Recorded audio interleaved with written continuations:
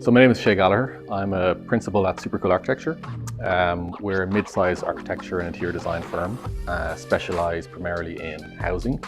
So housing of all scales, from bespoke single-family homes to mid-rise, high-rise and master planning mixed-use communities. What did you present at the Missing Middle Summit? So today I presented one of our projects. It's 72 Amroth. It's a missing middle project we're working on in the Danforth. And it's a pilot scheme, so it's part of the city's EHON initiative. And we're looking at how to develop intensification of existing yellow belt neighborhoods within the city.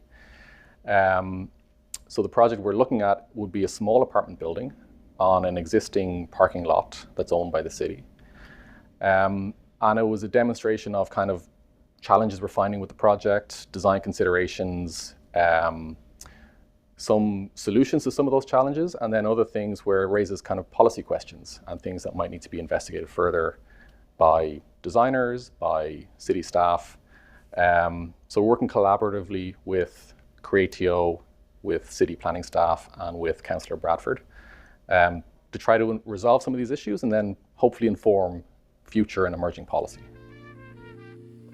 What challenges have you run into with this project? One of the areas we looked at, while the design is quite preliminary, we're still investigating all the servicing challenges at the beginning. So, for instance, the scale we're building at now, it's somewhere between houses and apartment buildings, but it kind of falls between the cracks in a sense when it comes to servicing. So a lot of the servicing requirements that would apply to bigger buildings need to be applied to this smaller building. So, for example, we're trying to electrify the building to reduce the carbon impact. And the electrical loads would trigger a dedicated pad mount transformer for the project, which would have a huge impact given the site constraints. So we're working with Toronto Hydro, and they're reviewing some of the policy to see how they might service the building differently from the current standards. So I think one of the challenges that we're looking at with the project, these small projects are notoriously difficult to ensure they're financially viable.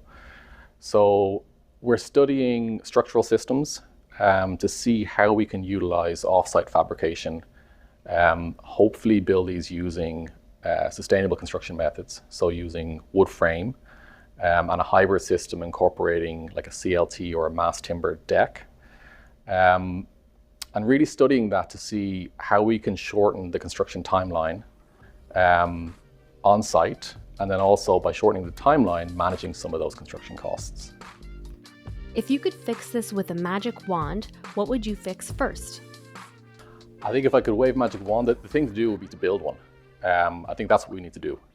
So we're taking this through the planning approvals process. We're studying these challenges, but it would be great to basically get one of these on site, start construction, and then through that process, we'll learn more about this typology and then share that information, and hopefully we can come up with a replicable system that can then help other developers develop similar sites across the city.